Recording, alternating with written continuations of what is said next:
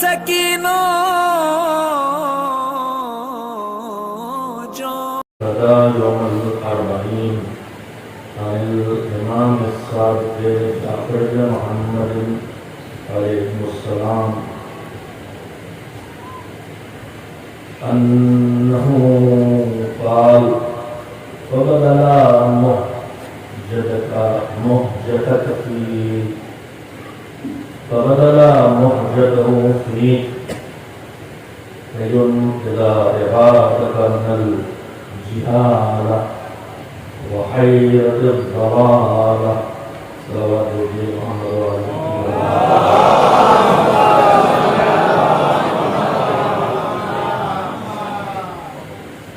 میں نے آپ کی خدمت میں دو رات پہلے جس گفتگو کا آغاز کیا ہے اس کا مقصد ہے کہ عزاداری ہم کس طرح کریں کہ ہم اس فیض تک اور ان برکتوں تک پہنچ سکیں جو برکتیں دنیا و آخرت کی اللہ نے اس عبادت میں رکھی ہے۔ اس سلسلے میں میں اپنے چھٹے امام حضرت جعفر صادق علیہ السلام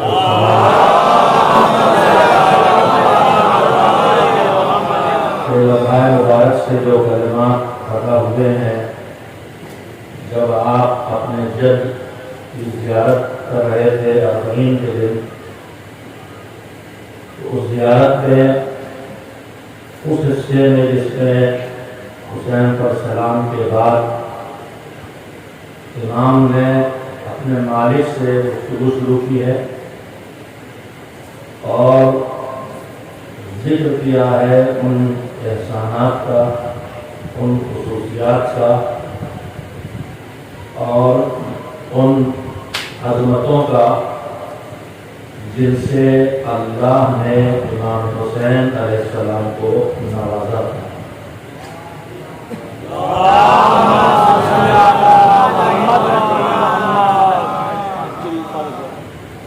جملہ زبان سے نکلا تو ذہن میں بات آئی کہ میں نے جملہ کہہ دیا ہے کہ اللہ نے کچھ خصوصیات سے امام حسین کو نوازا تھا، لیکن میری جوان میری بیٹیاں مجھے کہاں سے شوق میں ابھی میں دیکھ رہا تھا جس سوائے شدت محبت و محبت کو اور کچھ نہیں ہے کہ ننگے پیر چھوٹے چھوٹے بچوں کو لے کے بیٹیاں آ رہی ہیں اور نہ جانے کہاں سے پیادہ پا اور ننگے پیر حسین کے شہدائی آ رہے ہیں تاکہ حسین کی عزاداری ایک ساتھ مل کے کر سکے۔ اور عزاداری اس عبادت کا نام ہے جس کو پروردگار عالم نے جس کا خاکہ اس طرح بنایا ہے اور جو اس طرح صاحبان ایمان کے ذمہ کیا ہے کہ عبادتوں پہ اگر آپ نظر ڈالیں گے تو کچھ عبادتیں ایسی ہیں جو صرف آدمی اکیلے کر سکتا ہے، لوگوں کے ساتھ مل کے نہیں کر سکتا۔ جتنی سنت نمازیں ہیں، مستحب نمازیں ہیں، روزانہ کی 5 وقت کی نمازوں کے ساتھ جو نوافل ہیں اور نماز شب ہے، اس کے علاوہ جو سال بھر اعمال میں نمازیں بتائی جاتی ہیں، کوئی بھی سنت اور مستحب نماز جماعت سے نہیں ہو سکتی، جس کو پڑھنا ہے اکیلے پڑھے گا۔ اس کے مقابلے میں کچھ عبادتیں ایسی ہیں جو آدمی اکیلے نہیں کر سکتا، مثلا نماز جمعہ ہے، یہ آدمی اکیلے نہیں پڑھ سکتا، اس میں جماعت کا ہونا لازمی ہے۔ مثلا حج ہے، کہ حج میں اللہ نے سارے عالم اسلام پر وقت کے تعین کے ساتھ کس جگہ کس وقت ان سب کو موجود ہونا ہے، تو وہاں بھی آدمی اکیلا نہیں ہوگا، جمع ہوگا۔ ایک طرف وہ عبادتیں ہیں جو بس اکیلے کرنا ہے، ساتھ مل کر نہیں کرنا ہے۔ ایک طرف وہ عبادتیں ہیں جو ساتھ مل کے کرنا ہے، اکیلے نہیں کرنا ہے۔ لیکن عبادتوں کی تیسری قسم وہ ہے کہ جہاں دونوں طرح سے اللہ نے ان کو رکھا ہے، تنہائیوں میں بھی عبادت کرنا ہے اور مل کے بھی عبادت کرنا ہے۔ عزاداری انہی عبادتوں میں سے ہے۔ جو فریضہ نماز ہے 5 وقت کی، وہ تنہا بھی پڑھی جا سکتی ہے اور جماعت سے بھی پڑھی جا سکتی ہے۔ دعائیں اکیلے بھی پڑھی جا سکتی ہیں، دعائیں مل کر پڑھنے کے فضائل بھی ہیں۔ دعا اکیلے کرنے کے الگ اثرات ہیں اور دعا ساتھ مل کے کرنے کے الگ اثرات ہیں۔ پروردگار عالم نے عزاداری میں یہ گنجائش بھی چھوڑی ہے کہ جب تمہارے لیے مل کے کرنا ممکن نہ ہو تو اکیلے کرو، اور اکیلے کرنے کے لیے شاید اور کسی عبادت میں اتنی گنجائش نہ ہو جتنی وہاں رکھی، کہا کہ جب پانی پیو تو حسین کو یاد کرو۔ اب زندگی سے حسین کی یاد کو اللہ نے جوڑ دیا، زندگی میں پانی پینے سے جوڑ دیا۔ جب کسی حسین پر پڑنے والی مصیبت کو یاد کر کے ایک آہ بھرو تو تمہاری یہ آہ بھی ایک کار ثواب بن جاتی ہے اور اس پر اللہ اجر دیتا ہے۔ مجھے پڑھنے کو جو ملا ہے کہ ماہ مبارک رمضان میں روزہ رکھ کے جو آدمی روزہ رکھ لیتا ہے، سانس لیتا ہے، تو وہ سانس بھی تسبیح بن جاتی ہے۔ اس سے ملتی جلتی یہ کیفیت عزاداری کی ہے کہ امام جعفر صادق علیہ السلام نے فرمایا کہ اگر ہماری کسی مصیبت کو یاد کر کے خالی ہمارا کوئی چاہنے والا ایک ٹھنڈی سانس لے تو اس کی سانس تسبیح بن جائے گی۔ اور اس سے بھی اور کم خالی امام نے فرمایا کہ ہماری مصیبت کو یاد کر کے اگر اس کے دل پہ غم طاری ہو جائے، نہ ٹھنڈی سانس لے، نہ آنکھیں نم ہو، نہ آنسو ہیں، نہ گریہ کرے، نہ ماتم کرے، خالی ہماری مصیبت کو یاد کر کے اس کا دل محزون ہو جائے تو اس کے دل کا محزون ہونا بھی عبادت پروردگار۔ یہ عبادت ہے جو دو طرح سے ہوتی ہے، اکیلے بھی اور اجتماعی شکل میں بھی۔ مجلس تب ہوگی جب کوئی پڑھنے والا ہے، کوئی سننے والا ہو، لیکن رونا آدمی کو اگر حسین کو یاد کر کے آ گیا تو کسی نے یاد دلایا کربلا یاد آ گئی اور حسین کو رو لیے، تو یہ بھی عبادت ہے۔ من بقا علی حسین، جو حسین پہ رو دے یا حسین پہ رولا دے یا آنکھوں سے آنسو نہ نکلے مگر غم کربلا کو یاد کر کے اپنے اوپر غم کی کیفیت بھی طاری کر لے تو اس کی جزا بھی جنت ہے۔ تو میں 2 دنوں سے آپ کی خدمت میں عرض کر رہا ہوں کہ پروردگار عالم نے اپنی عبادتوں میں اس عبادت کو بے حد اہمیت دی ہے۔ عزاداری کرنے کو، عزاداری کی حفاظت پر ہر چیز کا انتظام اس نے کیا ہے، جس سے میں نمونے روز آپ کی خدمت میں 2 دن سے پیش کر رہا ہوں کہ خانہ کعبہ طواف کرنے والوں سے خالی ہو جائے مگر قبر حسین پر ہمیشہ 70,000 فرشتے طواف کرتے رہیں گے۔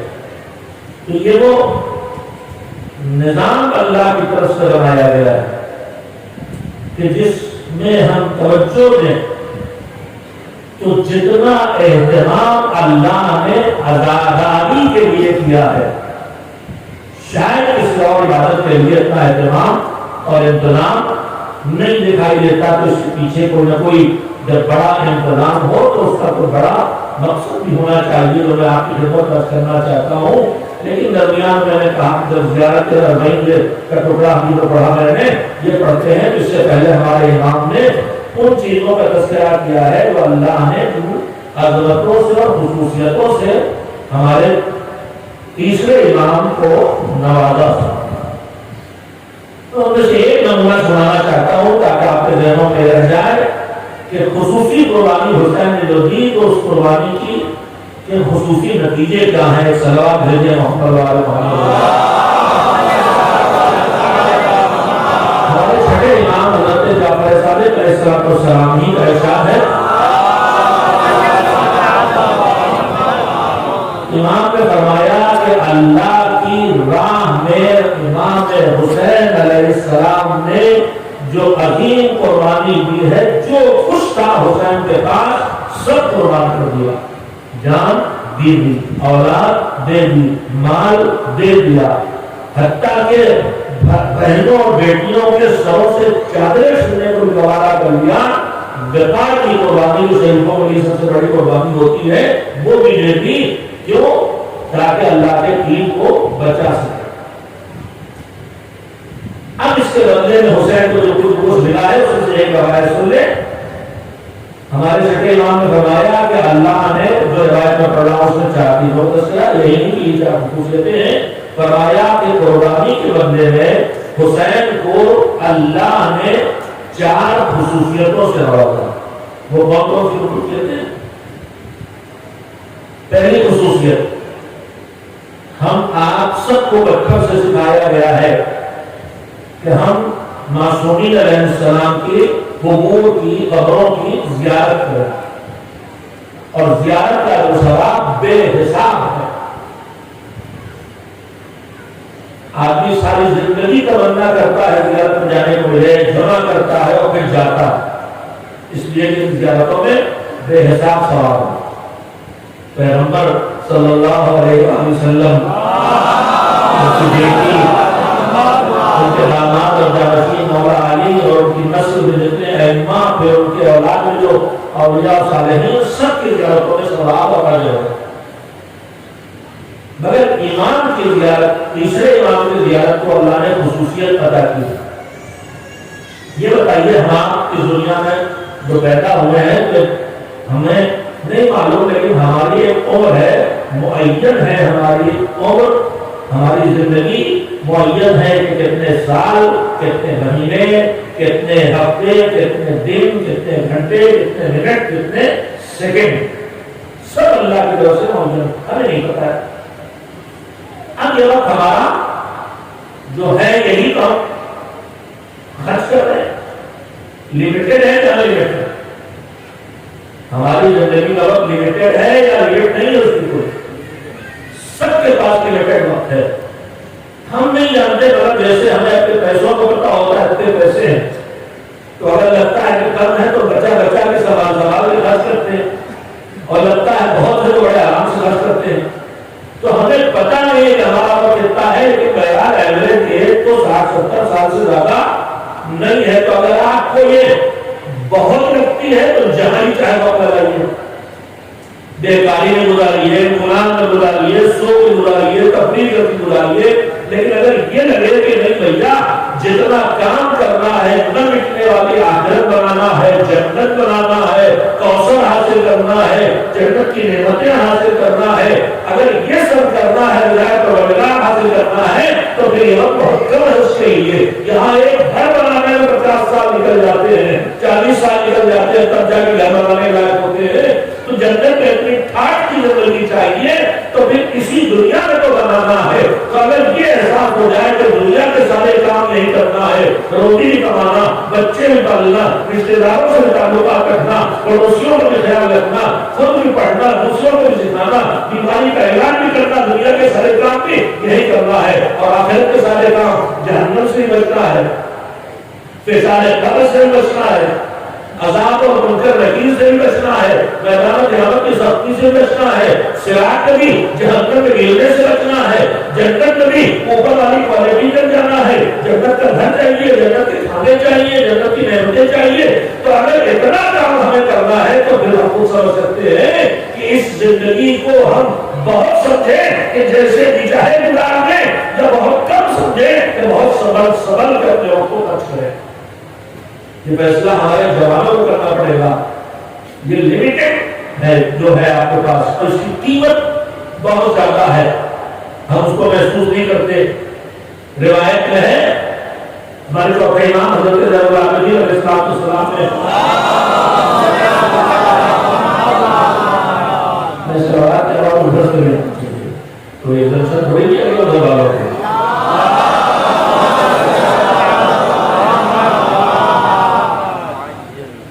امام نے فرمایا کہ آدمی اس دنیا میں جوان خصوصیت سے سنے جو کھڑے گھنٹوں بغیر لڑاتے رہتے ہیں، وہ تو صحیح دیتا ہے، وہ تو کاٹ چکے جیسی صحیح نبیوں میں کہوں جو گزر گئی جو گزر گئی، جو بچی ہو تھوڑی بچی ہے، لگتا ہے یہ ضرور ہے کہ جوان کو پھر سوچے کہ میرے پاس ابھی 50 سال بچے ہیں، حالانکہ کسی کو کچھ پتا نہیں، لیکن ہم بڈھوں کو تو ہر لمحے سوچنا چاہیے کہ اگلا منٹ قبر میں، تو بوڑھوں کو زیادہ خیال کرنا چاہیے بچے وقت زیادہ اپنا صحیح کام کیا جائے، جبکہ بازی پیدا کر لیے جائے، جبکہ اچھا شرارتیں کی ہیں، فتنہ فساد بڑھاپے کے تجربوں کو لوگوں کو لڑانے میں، گھروں کو توڑنے میں، اچھے کام کرنے والوں کی کام کھینچنے میں لگاتے ہیں، تجربے کو اس کو گھما دیں اور اس تجربے کو جوانوں کا راہ دکھانے میں، بستی میں لوگوں کو اچھا بنانے میں لگا دیں تاکہ آخرت ہماری اچھی بن جائے۔ اپنی سوچ کے اوپر ہے۔ بہرحال امام نے فرمایا اور ہم سب دیکھیں ہمارا جو وقت اللہ نے ہم کو دیا ہے 60-70 سال جو بھی ہمیں ملے ہیں، اس کا جتنا وقت ہم نے اب تک خرچ کیا ہے کیسے خرچ کیا ہے؟ 3 صورتیں ہیں۔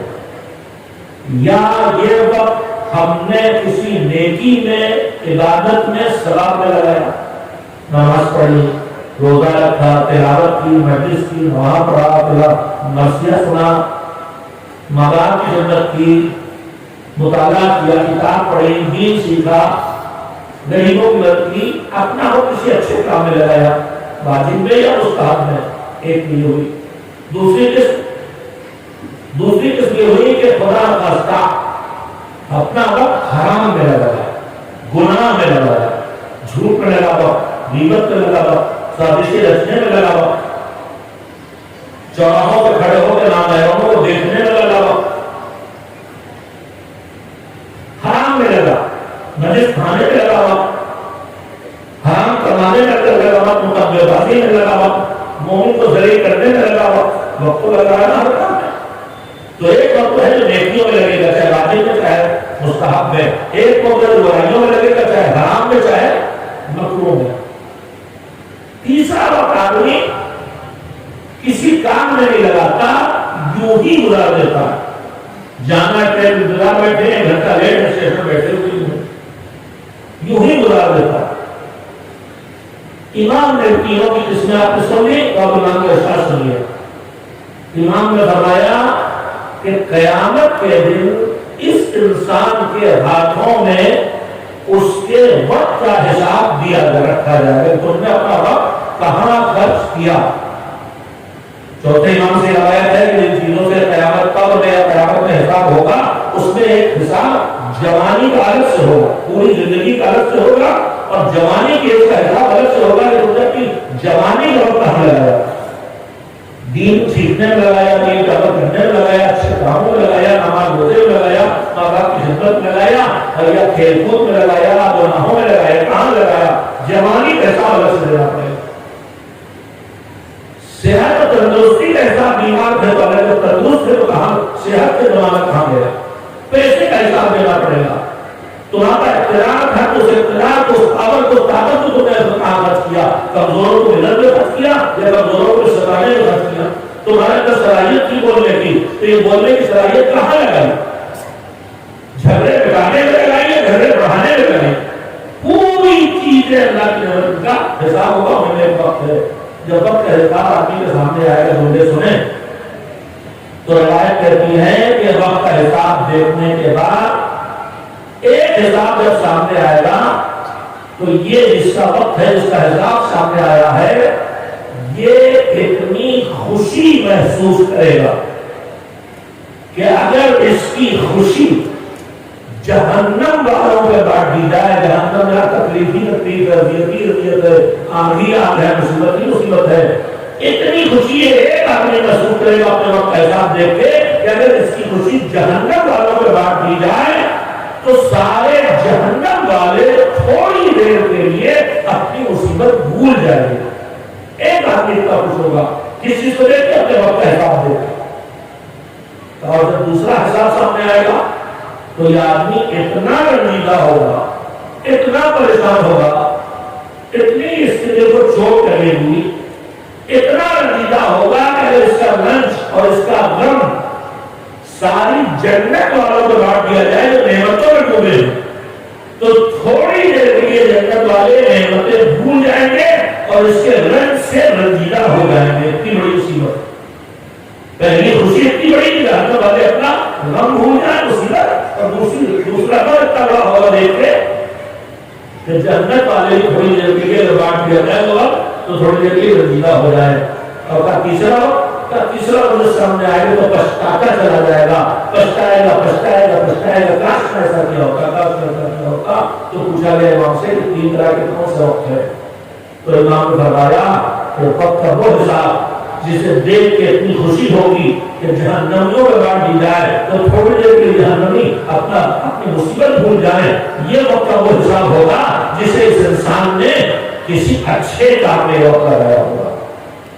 مجلس کی تیاری میں, فرش جھاڑو دینے میں, تبرک پکانے میں, الگ کے پرچم لگانے میں, مجلس سننے میں, نماز پڑھنے میں, تلاوت قرآن میں, ماں باپ کی خدمت میں, بیمار کی بیمارداری میں, پڑوسی کے کام آنے میں, کسی اچھے کام میں لگایا ہوا جب اس کا حساب سامنے آئے گا تو اتنا خوش ہوگا اگر اس خوشی جہنم والوں میں بانٹ دی جائے تو جہنم والے بھی تھوڑی دیر کے لیے اسی کو مل جائے. آپ تو ماشاءاللہ پرشادہ بیٹھے ہیں جو جنت کا ٹکڑا ہے تو غم تو ہے نہیں, کم سے کم خوشی والے کا سرکار کو سے بھیج دیا.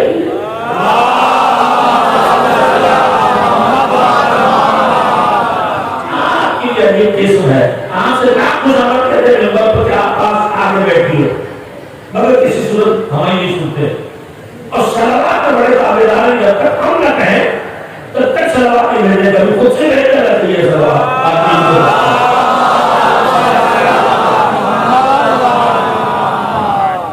ایک اور صلوات سارے سامعین مل کے بھیجیں محمد والے محمد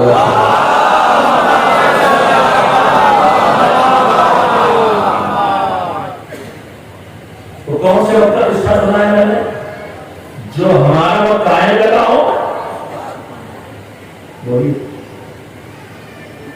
مجھے پتا ہے کہ آپ کی طرف بانگلو ہے لیکن آپ کی طرف سے کہا گیا کہ آپ 80% ہماری اردو سمجھتے ہیں تو میں نے 3 حساب بتائے, 3 طرح کا وقت. پہلا وقت خراب والا بتایا کہ اچھا ہوگا, اچھا ہوگا. یہ اردو والے بولے ہیں مرشد آبادی, اچھا آپ بنگال والے ہیں, چلیے پھر آپ سب کی سلامتی کے لیے اور سلام مل چکے ہیں بنگال والے. ہمارے استاد کے اللہ کے درجات عالی رہے, انتہائی متقی پرہیزگار, پورے ہندوستان میں نماز ظہر وقت نہیں پڑھی جاتی تھی, 4-5 بجے سورج ڈوبتے پڑھتے تھے, وہ اس وقت نماز پڑھتے تھے. کہیں نہیں دیکھی میں نے, وہ ٹھیک نماز پڑھتے تھے, ظاہر متقی تھے, دماغ تھوڑی موٹی تھی. وہ پڑھاتے پڑھاتے ایک دم ضرور جاتے تھے, کہتے تھے واپس کرو, دماغ موٹی تھے, واپس کرو. کیا اس نے مذاق کیا لیا آپ سے, پہلے جو میں تم کو بتایا ہے مجھے سناؤ. اور جو تب کہتے تھے جب مجھے لگتا تھا کہ یہ بیٹھا ہے یہاں لیکن نماز اس کا نہیں ہو رہا ہے تو میں اسی استاد کے شاگرد کو واپس کرو والا, مجھے لگے گا آپ ٹھیک صحیح سن رہے ہیں, آپ کہیں آسمان میں اڑ رہے ہیں تو میں پھر آپ سے واپس مانگوں گا. لہٰذا واپس کیجیے کہ ابھی وقت کون سا حساب پڑھا میں نے جو اچھے کاموں میں لگا اس کا حساب سامنے آئے گا. اتنی خوشی ہوگی کہ جہنم والوں میں بانٹ دی جائے تو جہنم والے اپنی مصیبت تھوڑی دیر کے لیے بھول جائے. اس کا الٹا اس کا وہ وقت جو گناہوں میں لگا, جو برائیوں میں لگا, جو دوسروں کو ستانے میں لگا, جو گالیوں میں لگا, جو دیوتوں میں لگا, جو چوریوں میں لگا. چوری خالی مال کی نہیں ہوتی, چوری نگاہوں کی ہوتی ہے. چوری سے نامحرم کو دیکھنا یہی چوری ہے. آدھے کی ہے اوپر سجدے کرنا یہی چوری ہے. اللہ نے کہا تھا, حضور نے فرمایا کہ میری امت کے چور کون چور, کالو ٹھیک سے اوپر سجدہ نہیں کرتے, پھٹافٹ والے. تو جو گناہ میں لگا ہے یہ مصیبت اس کو دیکھ کے کیا اندازہ ہوگا کہ اگر یہ رنگ جنتیوں کو بانٹ دیا جائے تو تھوڑی دیر کے لیے جنت کے سارے مزے کرکرے ہو جائیں گے، کروڑی اندازہ ہو جائیں گے۔ تیسرا وقت چلو بھائی چلو یہ مصیبت میں والا اور اچھا والا ہوگا، دوسرا کون کا تیسرا وقت جو بیکاری میں گزارا ہوگا۔ جب بیکاری میں جب گزارا ہوگا بہت لوگ بیکاری میں گزارتے ہیں، لگ رہا ہے خود باتیں کر رہے ہیں، کوئی مقصد کی بات نہیں، حالانکہ جب ہم کھڑے ہوں مل جل کے تو اس کو بھی ایک فرمائش کی ہمارے اماموں نے، اماموں کی فرمائش یہ بھی پوچھا اتدرسون وتذکرون وتتحدثون کو الگ الگ لفظوں میں رہتے ہیں۔ امام نے پوچھا چاہنے والوں سے کہ کیا تم ایک ساتھ مل کر بیٹھتے ہو، بیٹھک لگاتے ہو جیسے ہم لوگ بیٹھک لگاتے ہیں؟ مگر ہماری بیٹھکوں میں کیا ہوتا ہے؟ تھوڑے دنوں پہلے تک ساری بحث ہوا کرتی تھی فلموں پہ، پھر فلموں سے نکل کے آئی تو کرکٹ پہ ہوتی تھی، پھر سیاست پہ ہونے لگی۔ مجھے آج تک نہیں پتا کہ آپ جوانوں میں آج کل کاہے دن بھر بات چلتی ہے، لیکن دین کے علاوہ سب کچھ ہوتا ہے۔ امام کہتے ہیں مل کے بیٹھو بھی اور آپس میں بات بھی کرو، اور بات کہے بھی کرو، ہماری بات کرو۔ تو جب آپ کے پاس وقت خالی ہو تو اس وقت جب آپ تفریح کے لیے ایک دوسرے سے بیٹھے مل کے تو اس میں بھی ایک آدھ بات کوئی نہ کوئی کسی امام کی سیرت کی ہو جائے، امام کی حدیث کی ہو جائے، دین کی کسی کام کی ہو جائے تو امام کی فرمائش پوری ہو جائے گی۔ تو ہم اکثر بہت لوگ بیکاری گزار دیتے ہو، تاکہ وہ جب دیکھے گا تو پچھتائے گا کہ کاش میں نے وقت بیکاری میں نہ لگایا ہوگا۔ اب آئی ہے بات، میرا مقصد بھی صرف یہی ہے اور آپ سب کا کہ سب سے اللہ کے آگے اس دین کو ہم سیکھیں اور اپنائیں اور پھیلائیں جس کے لیے حسین نے جسے سکھانے اور اسے پھیلانے ہی کے لیے قربانی دی تھی۔ تو پھر ہمیں بھی ہر جگہ کچھ سیکھنے کو ان کے رسول کو ملنا چاہیے۔ تو میرے عزیز کو بیکار وقت گزارنے کی ضرورت نہیں۔ آپ کہیں مولانا ہر وقت قرآن پڑھنے کا دل نہیں چاہتا، ہر وقت سلوات پڑھنے کا دل نہیں چاہتا، جیسے آپ کی مجلس میں نہیں چاہتا سلوات پڑھنے کا۔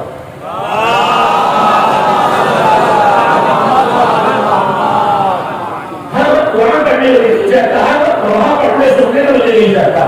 آدمی میں کبھی کبھی ایسی کیفیت تاری ہوتی ہے کہ اسے کچھ کرنے کا دل نہیں چاہتا، آنکھیں بند کر کے تھکا ہوا رہتا ہے۔ لیکن مذہب کو اگر سمجھا جائے تو ہم اپنی زندگی کے ہر وقت کی بہترین قیمت لے سکتے ہیں۔ ایک نمونہ آپ کے سامنے رکھ رہا ہوں، مذہب کو سمجھ کے جیے گے جو ہمیں لگے گا کہ ہم اپنے لیے یوز کر رہے ہیں وہی وقت اللہ کی عبادت بن جائے گا۔ کبھی کبھی آدمی اتنا تھکا ہوتا ہے کہ بچوں سے بھی رشتہ تھوڑی دیر کمرے میں آتے وقت لیتے ہیں، اب کوئی ڈسٹرب نہ کرے۔ بچے بولتے نہیں کہ آواز اچھی نہیں لگ رہی ہے، چپ کراؤ۔ نہ آواز سننا اچھا لگ رہا ہے، نہ آنکھیں کھول کے دیکھنا اچھا لگ رہا ہے، نہ بولنا اچھا لگ رہا ہے۔ تو ہم نہ نماز پڑھیں گے، نہ تلاوت کریں گے، نہ تسبیح پڑھیں گے، نہ صلوات پڑھیں گے، نہ ذکر کریں گے، نہ سورہ فاتحہ کچھ نہیں کریں گے، دیکھنے کا نہیں چلا، زبان ہلانے کا نہیں چلا، چپ کے پڑھیں۔ تو جب چپ کے پڑھا کچھ کرنے کے نہیں چلا، عبادتیں کا ایسا ہوتی، عبادت ہوتی آنکھوں سے، قرآن دیکھا عبادت ہو گئی، آگے کو دیکھا عبادت ہو گئی، ماں باپ کے احترام سے دیکھا عبادت ہو گئی، بھائی کو اپنے برادر مومن کو محبت سے دیکھا عبادت ہو گئی، اللہ کی بنائی نشانیوں کو دیکھا عبادت ہو گئی، پہاڑ دیکھا اللہ کی عظمت کا احساس کیا عبادت ہو گئی، سمندر دیکھا اللہ کی عظمت کا احساس ہوا، اپنے خالق کے علاوہ کوئی نہیں کر سکتا عبادت ہو گئی۔ تو آخر دیکھے گی تبھی تو عبادت ہوگی۔ زبان چلی، تلاوت کی، ذکر کیا، صلوات پڑھی، مرثیہ پڑھا، نوحہ پڑھا، ماں باپ کی ان سے بیٹھ کے باتیں کی، میرے بچوں سے بیٹھ کے محبت کی باتیں کی، یہ سب عبادت بن گئی۔ مگر زبان چلے گی تبھی تو عبادت ہوگی۔ کانوں سے قرآن سنا، سلام سنا، مرثیہ سنا، مصیبت حسین سنی، نہج البلاغہ سنی، صحیفہ کاملہ سنی، اچھی باتیں سنی، موعظہ سنا، ماں باپ کی باتیں سنی، ماں باپ کی فرمائش سنی، بچوں کی میٹھی میٹھی آواز سنی، کہ جو سنا کے عبادت بن گئی۔ مگر سننے کے تب تو کاش آپ کو پہنچے ہو، یعنی جتنے ہمارے ہاتھ پیر زبان آنکھ کان کوئی چیز نہیں چاہتا کچھ کریں، تو آپ یہ وقت کیسے عبادت بنے؟ تو سنو ابھی کو، جب ہماری زبان بھی نہیں بولتی، آنکھیں بھی بند، کان بھی سننے کے راضی نہیں، ہاتھ پیر بھی چلنے کو تیار نہیں، کچھ نہیں ہو رہا، مگر دماغ تو تب بھی چلتا ہے نا، دماغ تو سوتے بھی چلتا ہے، کہاں آتے جاگتے ہیں آپ آنکھیں بند کیے پڑے تو دماغ دوڑے گا کلکتے سے بمبئی، بمبئی سے پیرس سو پہلے سے کر رہا، ایک شہر کے اندر وہ ناؤ مار کے لائے گا کہ جس سے یقین ہو جائے کہ اگر ہم بھی اتنا ناؤ اسی دنیا میں لگا سکتے ہیں تو ایک لمحے میں اتنی دیر میں کرسچن کی جلدی بھی ختم ہو کہ پیغمبر معراج پہ جا کے واپس آ گئے تو کون سی حیرت کی بات ہے؟ جب ہم اتنے مادی ہو کے خیال ہی کے ذریعے صحیح اتنی جگہ جا کے واپس آ جاتے ہیں تو پھر وہ تو نور تھے، وہ اگر معراج میں جا کے واپس آیا اور اس طرح کی گرمی بھی ختم ہوتی تو کوئی تعجب کی بات نہیں ہو جاتی۔ میرے خیال سے یہ جگہ سلوات بھیجنے کی تھی۔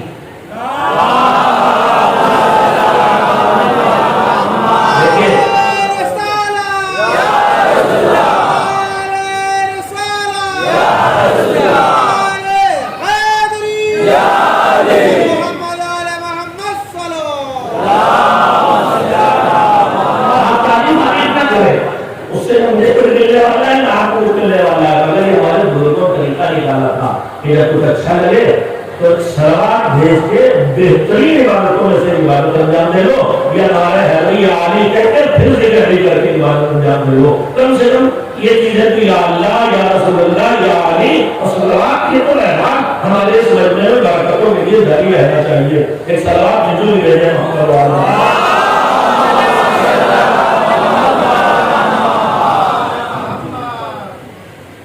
تو جب ہمارا کچھ بھی کرنے کو دل نہیں چاہا، سب تازہ دوارے معطل پڑے، ہاتھ پیر کام نہیں کر رہے، دل نہیں چاہا، ہلانے کا دل نہیں چاہا، آنکھیں بند کے پڑے، بیوی چاہے کہ ارے نہیں سے دل نہیں چاہا، آنکھیں بند کے پڑے، ابھی رہنے دو، پھر کھلا دینا، چاچا باپ میں چاہیے لڑ کر کے لائے، جیسے جو تمہارے بیٹے ہمارے لیے چائے لے کے آتے ہیں اور دیکھتے ہیں وہ ساتھ سو جو کہ واپس چلے جاتے ہیں اور پھر آتے ہیں تو ہمارے باپ کہتے ہیں میرا بلاؤ ہے، خیر پتا نہیں آپ نے گھر گرم چاہے یہ پی نہیں کی دعات بنی میں نے پی، ایسی کوئی شرط نہیں ہے کہ تبرک مجلس کے بعد ہی کھایا جائے، ہمارے پاس میں یہ بھی علاج ہو گیا، مگر اس نے گھر کا پتا نہیں 40ویں میں کھانا ہوتا ہے تو کھانا دے نہیں جب تک نظر نہ ہو جائے، ایسی کوئی شریعت میں پابندی نہیں، وہ کنفیوز نہیں ہے کہ ہمیں پہلے دو تو وقت تک کھانا، وہ تو صحیح ہے، پہلے تم کھاؤ تو ہماری خدمت پیش کرو،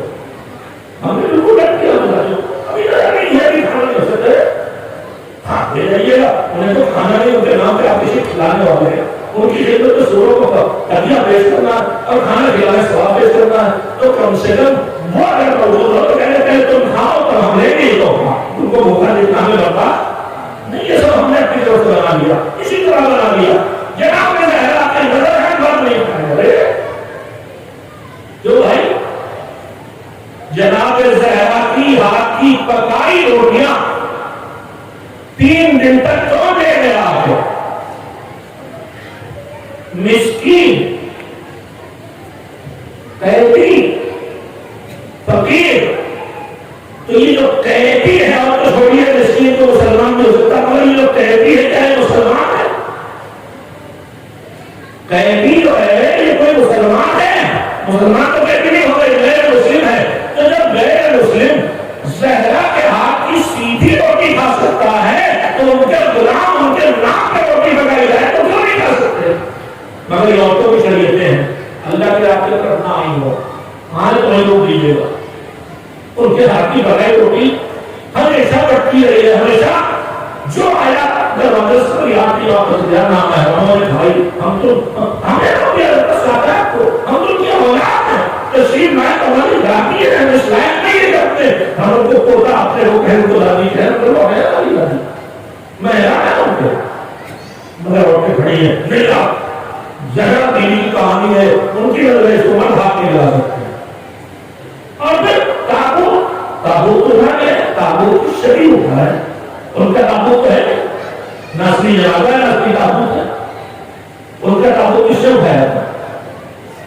محرم وہاں پر ان مولا علی تھے اور حسین تھے، چھوٹے تھے، کم سن تھے، 6 سال 7 سال، تو پھر تابوت کس نے اٹھایا؟ روایتوں میں جا کے پڑھ لیجیے، جناب سلمان ہے کہ نہیں اس میں، ابو بکر ہے کہ نہیں، تو جو اصلی معاملہ ہے جب ہم اس کو کاندھا دے رہے ہیں تو پھر یہ کیا ہے کہ شبیہ تابوت اس کو مر کاندھا نہیں لیں گے، اللہ نے شریعت کو آسان بنایا تھا، ہم اسے سخت بنا رہے ہیں، شیطانی شیطانی کام ہے تاکہ اس بہانے سے کار خیر سے محروم کر دیا جائے.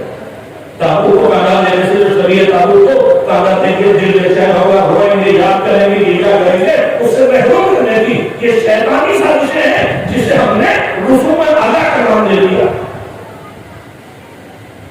میرے عزیزوں بات میں بات ہے تو میں نے اہم بات ہے کہ ابھی ہمیں کوئی پابندی شریعت کی پابندیوں کے علاوہ الگ سے لگانے کا کوئی حق نہیں.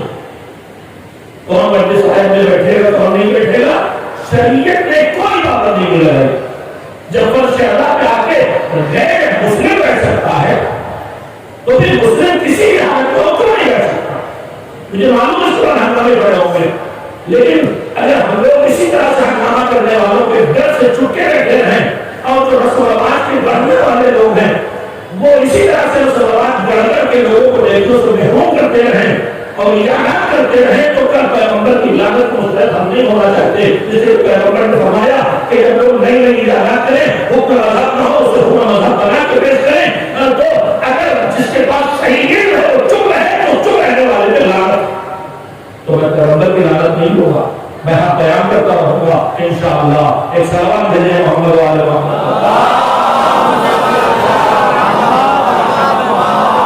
میں کہتا رہا تھا کہ جب بیکاری اور ہم آتے ہیں کچھ کرنے کے لیے چاہتا اگر دین کی سمجھ ہمارے اندر ہو دین کا شعور ہمارے اندر ہو دین کی فہم ہمارے اندر ہو توقع ہمارے اندر جان اس کے الفاظ کو بولنا ہو تاکہ میرے جوان جو بنگلہ ہوتے ہیں وہ بعد میں لفظوں کا مطلب اپنے مولانا سے پوچھے اور سمجھیں تاکہ انہیں پتہ چلے کہ ان کا واجب ہے. ہمارے چھٹے امام حضرت جعفر صادق علیہ السلام فرمایا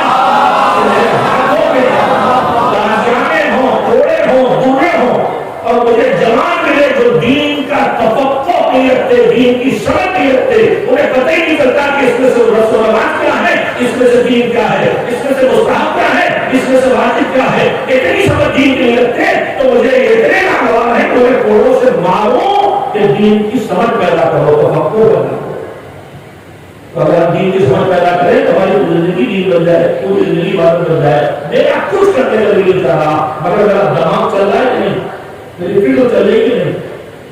بس دین کہتا ہے کہ جب کچھ کرنے کا دل نہ چاہے تو اس وقت آگے بڑھ کر کے بیٹھے ہو تو اپنے دماغ کو لگا لو کہ گاؤں میں بچوں کی دینی تعلیم کا انتظام نہیں ہے کیسے کیا جائے. بستی میں چھوٹی تعلیم کی اسکول تو ہے سارے پورے علاقے میں نہیں ہمارے جوان بغیر تعلیم کے رہ جاتے ہیں ان کے لیے کیا کیا جائے. پڑا پڑوسی بے روزگار ہے اسے روزگار کیسے دلایا جائے. بندوں کے مشکلات کے حل میں لگ گئے یا پھر دماغ لگایا کہ اللہ ہے اور کیسے یقین ہو کہ سینس گواہی دے رہا اللہ ہے.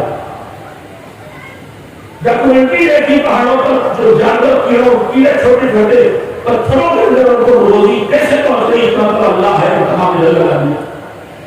یعنی تھوڑی دیر دین اور دین سے جڑی ذمہ داریوں کے بارے میں سوچنا. اب سنیے جب کچھ کرنے کا نہیں چلا دماغ کو سوچ ہی رہا ہے جیسے اس وقت کچھ کرنے کا نہیں چلا تو آنکھیں اونگی ہے نہیں. ہاں اونگی ہوئی آنکھوں کو بیداری سے بدلنے کا طریقہ کیا ہے تو بیٹھے رہنا.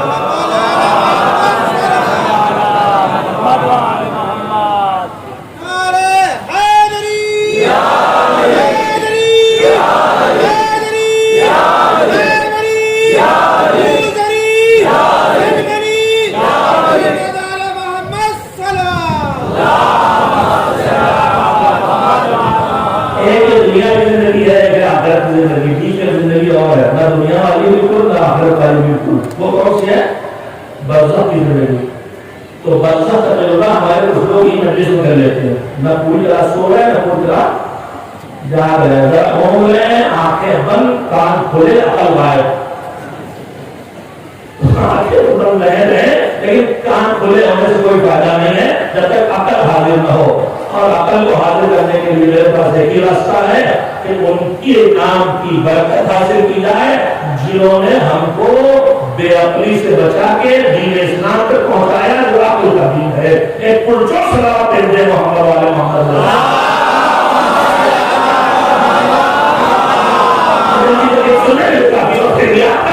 میرے نہیں ہو جب آدمی بیکار پڑا کر دماغ دین پہ لگا دیا. دماغ میں نے قرآن تک پیچھے نہیں پڑھا, قرآن کہاں پڑھ لوں گا, میری نماز پتہ نہیں پڑھتا ہوں صحیح ہے کہ نہیں, چلے کسی سے چیک کروا لیں. ساری زندگی زیادہ پڑھتے غلط پڑھتے, چلے ٹھیک, خود کی سوچنے لگا بچے بگاڑ ہیں تو کیسے سنبھالا جائے, ہمارے پڑوس میں میاں بیوی میں جھگڑا چل رہا اسے کیسے نپٹایا جائے, کہیں کسی اچھے کام میں لگا دیا تو سنیے یہ کون سی عبادت ہے. ہماری عمر ایوریج میں 70 سال ہے.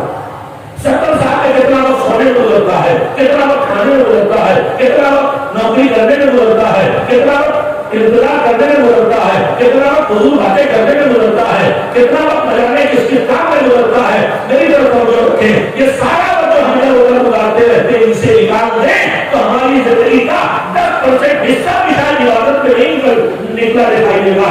آدھا سونے میں, آدھے میں, تفریح میں, آدھے بچہ تو نوکری میں, تعلقات میں, ملازمت میں, سیاست میں, دشمن میں, لڑائی میں, جھگڑے میں, بیماری میں, علاج میں, تعلیم میں, پڑھائی میں, کہاں کہاں لگ رہا. شاید 5-10% کی عبادت میں نہیں لگتا تو کتنا لگا عبادت میں جس میں ہم نے نماز پڑھی, روزہ رکھا, اچھے کام کیے. مگر سنیے, آنکھیں بند کر کے جب دین کے بارے میں سوچو, دین کے فریضوں کو سوچو, کہ مسلمان کی مصیبتوں کو حل کرنے کے راستے سوچو, تو تمہارے 1 گھنٹے کی سوچ 70 سال کی عبادتوں سے آگے چلی جائے.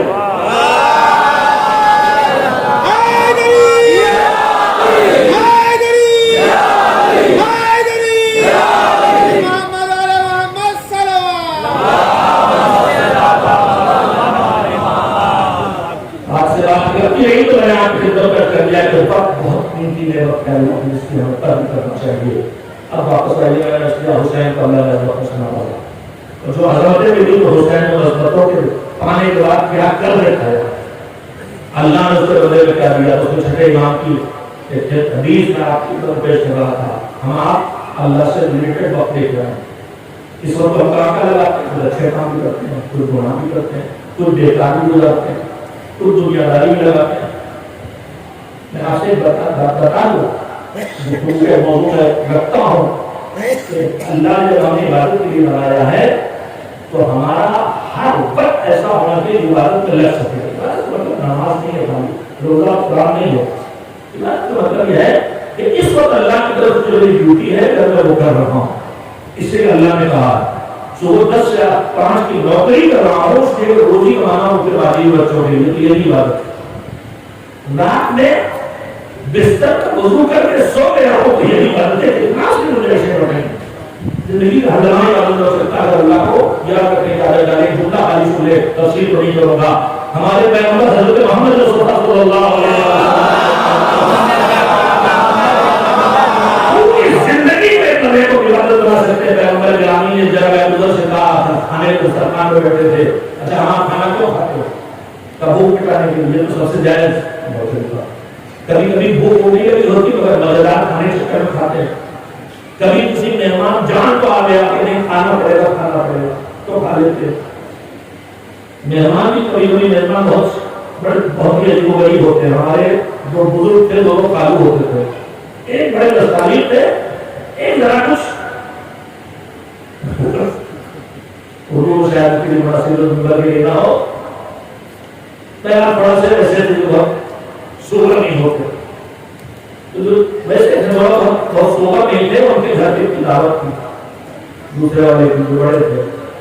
اب کھانا کھائے تو ان کی جان کو آ گیا یہ کھاؤ یہ کھاؤ یہ کھاؤ, اور آخر میں کہا کہ ہم جو کھلا رہے تمہیں اگر یہ نہ کھاؤ تو ہمارا مردہ دیکھو. ہمارے طرف کہتے ہیں کہ ہمارے طرف پوری کرو تو ہم مردہ دیکھا نہیں ہماری موت ہو جائے. سب جب کے آدمی کے اچھا ہے تو ہم مردہ نہیں دیکھیں گے, کھا لیتے. انہوں نے کہا کہ اگر یہ نہ کھائے تو ہمارے گاؤں کی دعوت نہ کھائے تو ہمارا مردہ دیکھو. تو ذرا ناک سے بولتے تھے بڑے کھالو میرے کہنے لگے تمہارا مردہ دیکھ سکتے ہیں اپنا مردہ نہیں دیکھ سکتے. تو یہ مہمان نوازی اتنی ہونا چاہیے اتنی تکلف سے خالی ہو.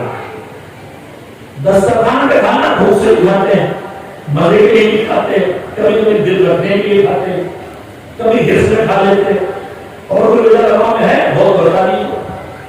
اب سنیے حضور نے کیا کہا. حضور نے کہا ابو ذر دسترخوان پہ کھانا کھانے بیٹھو, چاہے برتن کھاؤ چاہے روٹی, مچھلی تو ضرور ہوگی. تو سنو, کھانا کھانے بیٹھو تو دماغ میں یہ سوچ ہو کہ مالک اس کھانے سے جو بدن میں طاقت آئے گی، اس طاقت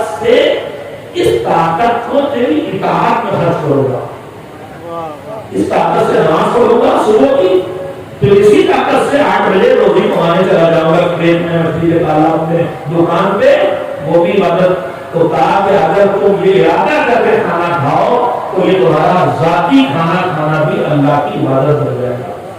یعنی اپنی پوری زندگی کو عبادت بنانے کا طریقہ یہ ہے کہ ہر وقت خدا کو یاد رکھا جائے۔ سونے لیتے تو سوچ کیا پروردگار تو نہیں جس کی ضرورت نیند رکھی ہے، یہ نیند لوں گا تو پھر بدن میں دوبارہ تیری اطاعت و عبادت کی طاقت آئے گی کہ اگر میں سونے جا رہا ہوں تاکہ دوبارہ صحت ملے، طاقت ملے تو میں تیری اطاعت کر سکوں، تو اللہ اس نیند کو عبادت بنا دے گا۔ ایک سوال جنہیں محمد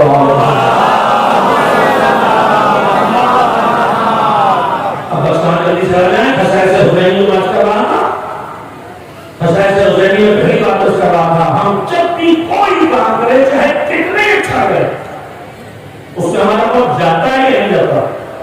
ابھی آپ مجلس سن رہے ہیں ماشاءاللہ سے 8 بجے سے آپ بیٹھے ہیں، تلاوت سنی، قرآن سنا، پرجوش تقریریں سنی، آپ کا وقت لگا کہ نہیں لگا؟ یہ وقت اسی میں سے کم ہوا نا جو ملا ہے آپ کی ہماری سب کی زندگی میں، اسی میں سے کم ہوا نا۔ تو ہم کوئی نیکی کرے تب بھی اسی میں سے جاتا ہے تو ہمارے پاس وقت ہے، اور کوئی گناہ کرے تب بھی اسی میں سے جاتا ہے۔ ایسا تو ہے نہیں کہ نیکی میں لگایا ہوا ہماری منہ سے نہیں کاٹا جائے گا۔ اگر 10 منٹ نماز میں لگائیں گے تو 10 منٹ ہماری زندگی کے کٹے نہیں کھا جائے گا، نماز میں لگائے گا، لیکن کم ہوں گے۔ سنیے حسین کی فضیلتوں کو سنیے، چھٹے امام نے فرمایا مگر حسین کو اللہ نے فضیلت دی ہے کہ جب کوئی حسین کی زیارت کے لیے نکلتا ہے تو جتنا وقت زیارت حسین پہ لگاتا ہے اتنا وقت اللہ اس کی زندگی سے نہیں لیتا ہے، اتنا وقت اسے الگ سے عطا کر دیتا ہے۔ حسین کو ایک فضیلت کے لیے ہے اور کسی کے لیے نہیں بیان کیا گیا، کسی معصوم کے لیے۔ ان کی زیارت میں جاؤ گے تو تمہارا اسی طریقے سے ملے گا، اجر بے حساب ملے گا، مگر زندگی سے کم ہوگا۔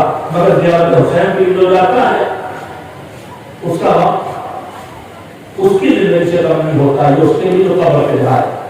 ہم اپنے مالی سے کہیں گے تو کریم و رحیم ہے، ہمارے پاس پیسے نہیں کہ ہم قبر جا سکیں تو کیا ہم محروم ہو جائیں؟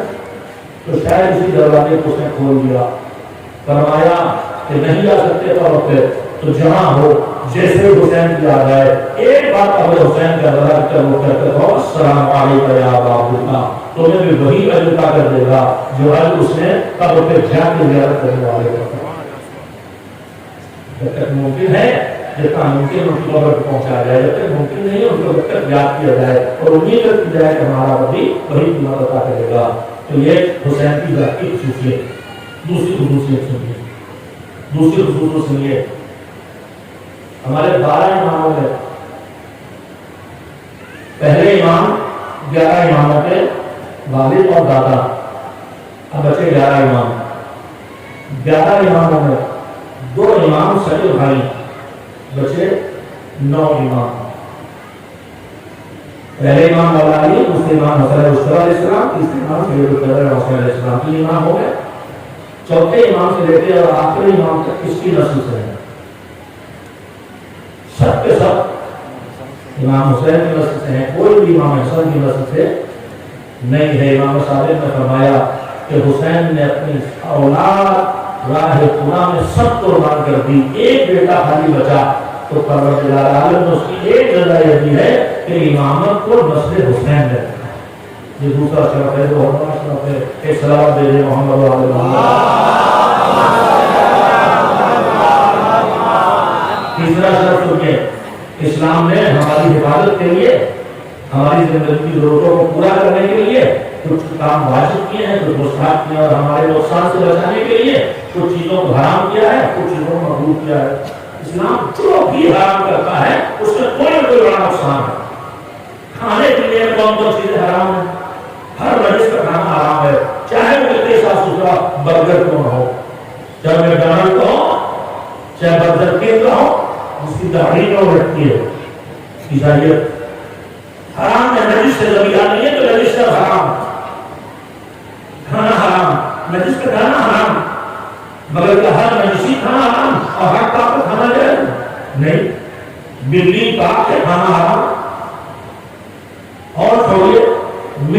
کا کیا خیال ہے؟ مٹی کھانا حرام ہے کہ حلال؟ مٹی کھانا حرام ہے. اچھا یہاں کی مٹی نہیں، میں اپنی بہنوں سے خاص کر کے رہا ہوں، بڑی جذباتیت میں آ کے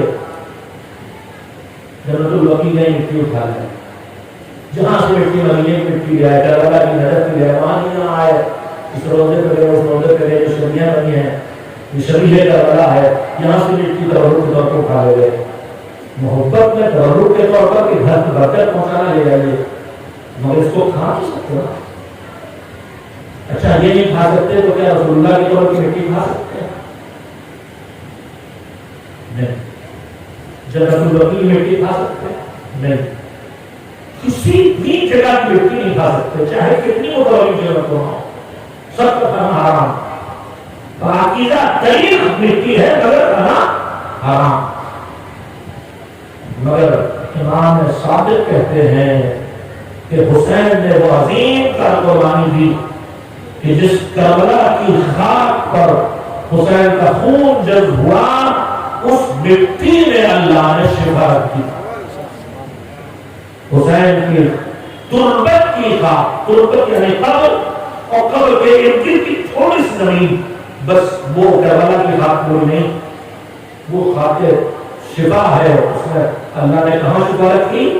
ایک شفا قرآن میں رکھی ہے اور شفا تربت حسین میں رکھی ہے. یہ شرف صرف حسین کو ملا. چوتھا شرف سن لیں، کتنی باتیں سنا دی میں نے بتایا کہ حسین کی نسل امامت کی اللہ ہے. میں نے کیا کہ زیارت حسین میں جو وقت لگے وہ ہماری زندگی سے کم نہیں ہوگا. میں نے کیا کہ ساری مٹیاں حرام ہیں اور کسی میں شفا نہیں ہے، صرف تربت حسین میں، قبر حسین کی مٹی میں شفا. چوتھا سنیے، یہ بتائیے ہم آپ دعا کرتے ہیں تو اللہ کہتا ہوں ہمارا دعا کرو، ہم تمہاری دعا کو سنیں گے اور قبول کریں گے. دعا میں آدمی جب دل سے دعا کرے اور دعا اللہ کی بارگاہ میں پہنچنے میں جو گناہ رکاوٹ بنتے ہیں گناہوں سے خود کو بچا کے کرے. دعا ہم کرتے ہیں سر ہم کو جواب نہیں ملتا، ہم سوچتے ہیں اللہ نے وعدہ کیا پورا نہیں کیا. کبھی ہمیں یہ سوچنا چاہیے کہ اس نے وعدہ نہیں پورا کیا یا ہم نے دعا اس تک پہنچنے کا راستہ بند کر رکھا. دعا قبیل پڑھتے ہیں، دعا قبیل میں گناہوں کی معافی کی جملے ہیں، ان میں ایک جملہ یہ بھی تو ہے اللہم اغفر لی الذنوب التی تحبس الدعاء، ہمارے ان گناہوں کو معاف کر دے جو ہماری دعاؤں کو قیدی بنا کے رکھ دیتے. اس لیے ہماری گناہوں میں وہ گناہ بھی ہیں جو قیدی بنا کے رکھ دیتے ہیں. ان میں سے ایک گناہ ہے نجس اور حرام کا پیٹ میں پہنچانا.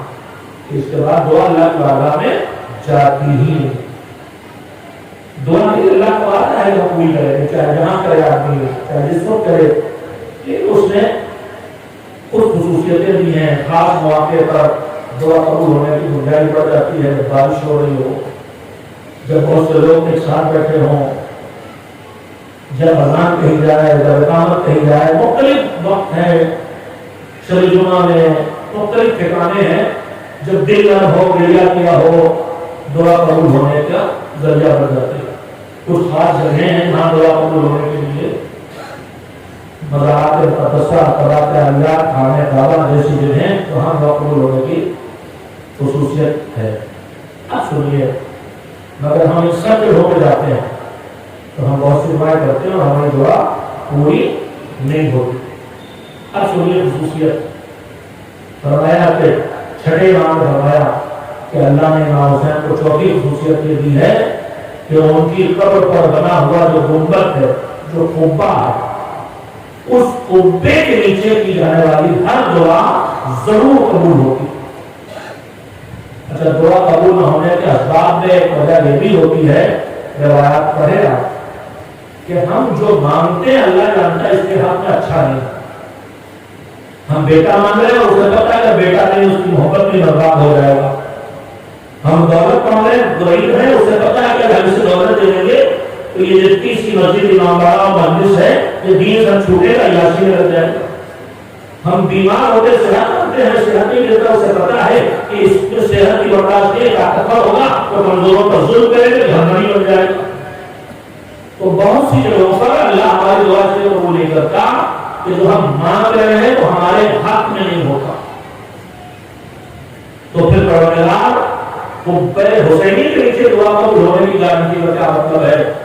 میرے دماغ میں الجھن تھی، اس سوال کا جواب مجھے نہیں ملا تھا، مگر میں نے ابھی سال دو سال پہلے کسی بڑے عالم کی کتاب میں پڑھی، وجہ تو سمجھ میں آ گئی کہ میں نے دعا کی، مدینہ منورہ کی، نجف میں کی، کہیں بھی کی، مگر جو مانگا میرے حق میں نہیں ہے تو اللہ کو نہیں دے گا، تو اور دے گا تو مجھے پتہ نہیں چلتا، یا کسی برائی سے بچائے گا، مصیبت سے جو مجھے پتہ نہیں چلتا، یا میری کو دعا یہاں نہ سنے گا، گھر پہ ترنت ثواب دے گا کہ میں کہوں گا کہ پروردگار دنیا میں میری کوئی دعا سنی نہ ہوتی، سب ایسی رہتی ہوتی، آخرت میں تو ثواب دے گا۔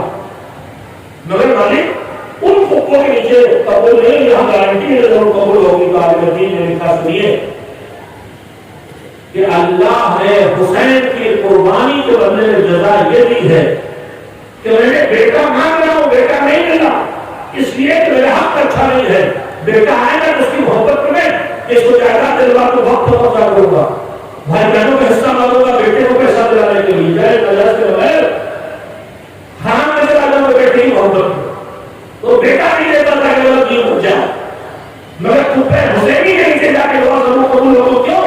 کہا اللہ نے جو فیصلہ لکھا ہے وہ اس کے تانے میں اس کا بگڑ جانے والا تھا، اپنے اس فیصلے کو بدل دیتا۔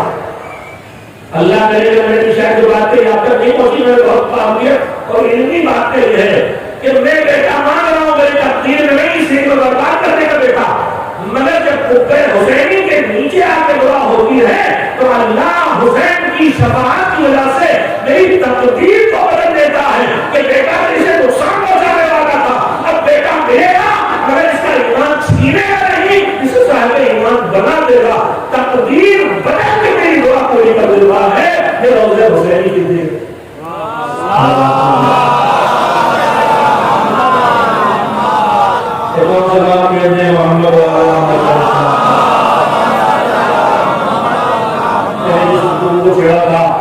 کہ حسین کو جب اللہ سے خصوصیت سے کچھ ملا تو حسین نے خصوصی خدمتیں انجام دی، اور حسین نے اپنے خدمتوں کو انجام دیتے اور خود بھی بتایا کہ ہم کو قربانیاں دینے کیوں نکلے ہیں، اور ان کی اولاد نے بتایا کیوں۔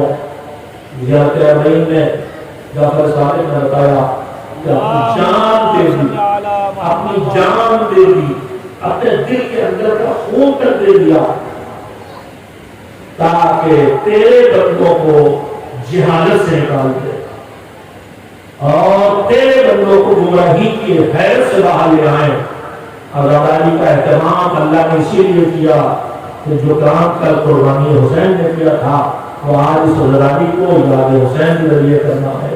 آزاداری ہو تو آزاداری آئے تو ہماری جہالت ہٹنا چاہیے، آزاداری آئے تو ہماری ہدایت کی راہ میں روشنی بڑھنا چاہیے، ہمارا ایمان پختہ ہونا چاہیے، ہمارے اندر تقوی میں اضافہ ہونا چاہیے، ہمارے اندر شجاعت بڑھنا چاہیے، ہمارے اندر صلاحیت دین پر عمل کی بڑھنا چاہیے۔ ہم حسین کو یاد کریں کہ ان کا سر سجدے میں کٹا تو ہمارے سر سجدے میں جھکنا چاہیے۔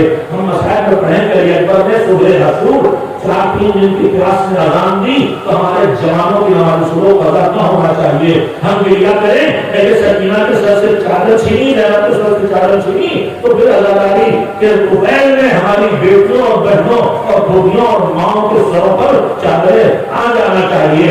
اگر ہم نے پڑھا کہ یہ پیاسے تھے مگر انہوں نے باطل کے آگے سر جھکایا، بھوک برداشت کی، پیاس برداشت کی، تو ہمیں زمانے کی سختیاں برداشت کرنا چاہیے مگر ظالم کے آگے سر نہ جھکانا چاہیے، گناہ کے آگے پس نہ ہونا چاہیے، خواہشات نفس کے آگے جو انتصار کرتے خواہشات نفس حکومت کے قبضے کے چکر میں جہنمی بنا تو ہمیں ہو کرنا چاہیے کہ ہم زندگی بھی تک دیں گے مگر تیرے دین کو نہ چھوڑیں گے، اپنی آخرت کو برباد نہ کریں گے۔ یہ اثر آزاداری سے پیدا ہونا چاہیے، اور اس چیز کے لیے ساری قربانیاں دی گئیں۔ ان کے لیے بہت سا مشکل تھا، یہ اسی اسماعیل کی نسل سے ہے کہ جو ایڑیاں رگڑ لے تو بنجر زمین سے پانی نکل آئے اور ان کے بچوں کے خیموں سے 4 दिन से रदश की सदाएं आ रही हैं, इनकी प्यास इन्हें बेचैन किए है, मगर ये एजाज से नबी पानी नहीं हासिल करते ताकि कुर्बानी दे तो दीन को बचा लिया जाए।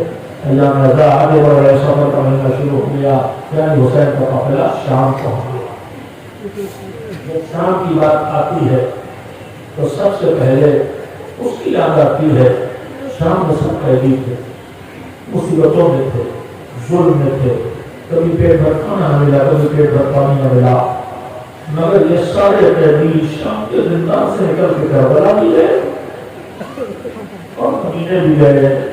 मगर शाम की बात आती है यार तो हुसैन की वो बेटी याद आ जाती है जिसे हुसैन के सीने पे सोने की सजा मिलती रही थी, और जितने दिन रही शाम के जन्नत में हर रोज परिंदों को आसमान में उड़ते देख के सामने और अम्मा से पूछती थी अम्मा कहाँ जा रहे हैं परिंदे, और जवाब मिलता था आशियानों में, तो कहती थी अम्मा कभी हमें भी मदीने जाना मिलेगा, मगर वो मदीने के लिए तड़पते रहती और न जा सकी। उसने कुर्बानियाँ पेश की, कैसी दीन कुर्बानियाँ, प्यासी वो प्यार जो खुशी न सकी वो कभी मिला, हमें नहीं कहता, मगर कभी जीवन के लिए मिला। तारीख अगर खत्म तो उसकी गवाही देती है।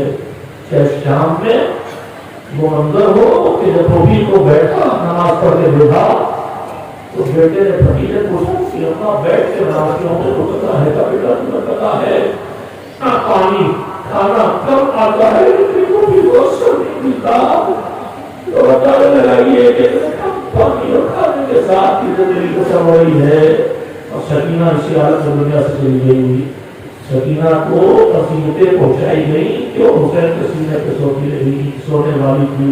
खास करके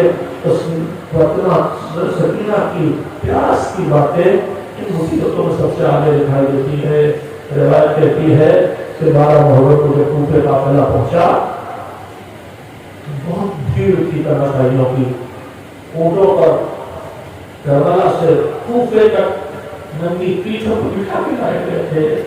तो सकीना को उनकी पीठ पे सीने के बल लेटा के रस्सियों से जकड़ा गया था, सीना जख्मी हो गया था।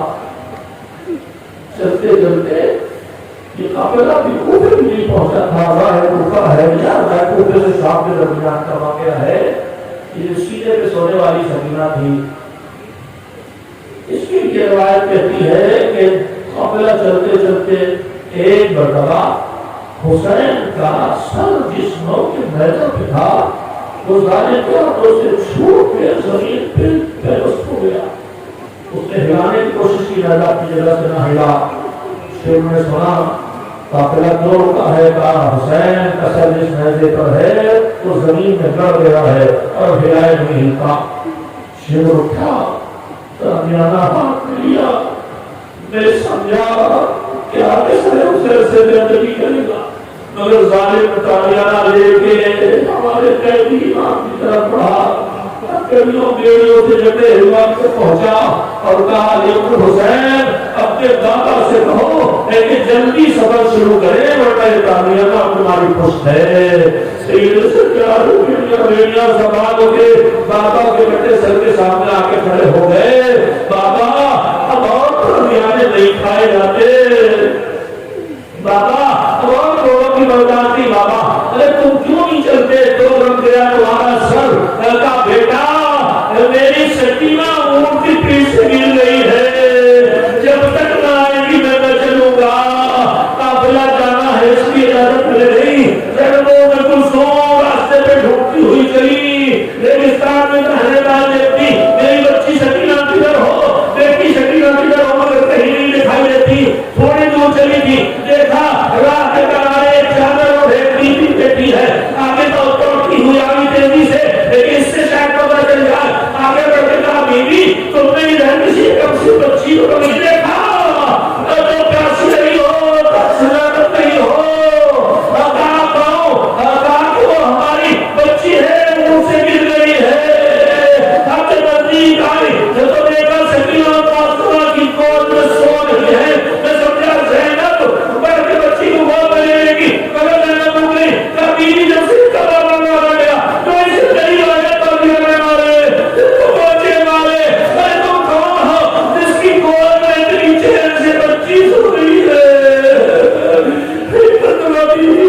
بچائی بیٹی زینب اتنی اپا ہے میرے لال کے سینے پہ سونے والی پھول جیسی بچی بیابان میں گر گئی تھی میں چھوڑ کے آ گئی حسین کی لاش کو اما دیکھو تو مگر بچی کے کان بھی زخمی ہے رخسار بھی نیرم ہے سینے کی پسلیاں دکھائی دے رہی ہے جیسے تمہاری پسلیاں ٹوٹی تھی بس خیالت نہیں کر رہا ہوں اللہ لعنت اللہ یا قوم الظالمین ماتم حسین یا حسین حسین یا حسین